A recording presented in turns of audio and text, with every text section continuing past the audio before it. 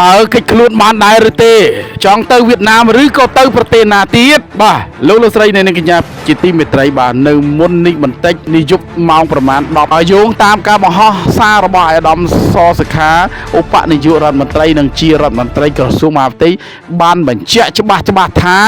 ខ្ញុំទុកពេលឲ្យ48ម៉ោងបន្ទាប់ពីការបង្ហោះសារនេះតាមរយៈបណ្ដាញទំនាក់ទំនងសង្គមនេះខ្ញុំសូមផ្ញើសារណែនាំទៅកាន់លោកឆេងភិរុនដែលប្រព្រឹត្តអំពើហិង្សាឲ្យយកដបស្រាវាយក្បាលជនរងគ្រោះកាលពីយប់ថ្ងៃទី22ខែសីហាឆ្នាំ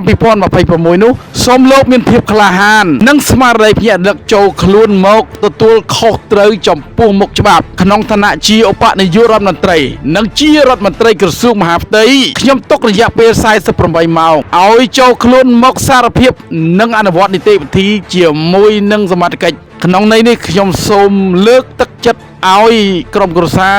និងមិត្តភ័ក្តិលោកឆេងភិរុនជួយផ្ដល់ព័ត៌មាននិងពន្យល់ណែនាំបន្ថែមខ្ញុំសូមជម្រាបជូនផងដែរថាបន្ទាប់ពីទទួលបានព័ត៌មានគ្រប់ជ្រុងជ្រោយលើករណីនេះខ្ញុំបានតាក់ទងដោយផ្ទាល់ទៅកាន់ឯកឧត្តមលឿងតាមខ្វាងរដ្ឋមន្ត្រីក្រសួងនគរបាលវៀតណាមដោយបានស្នើសុំកម្លាំងមានសមត្ថកិច្ចវៀតណាមសហការស្រាវជ្រាវនិងឃាត់ខ្លួនបុគ្គលនេះដូច្នេះក្នុងរយៈពេលជួបខ្ញុំបានបញ្ជាក់ខាងលើសូមលោកឆេងភិរុនដែលកំពុងនៅក្នុងប្រទេសវៀតណាមត្រូវប្រញាប់វិលចូលមាតុប្រទេសដោយខ្លួនឯងនិងសូមកុំព្យាយាមពួនសំងំឬប៉ុនប៉ងធ្វើដំណើរបន្តទៅប្រទេសណាមួយពីព្រោះលោកដឹងច្បាស់ហើយថាគ្មានថ្ងៃណាអាចរួចខ្លួនបានទេខ្ញុំសូមយកឱកាសនេះជម្រាបជូនដល់ជនរួមជាតិថាក្នុងនាមជាសេនាធិការស្នូលរបស់រាជរដ្ឋាភិបាលលើការងារសន្តិសុខសណ្ដាប់ធ្នាប់សាធារណៈនិងសុវត្ថិភាពសង្គមរួមខ្ញុំផ្ទាល់និងក្នុងនាមក្រសួងមហាផ្ទៃគឺដាច់ខាត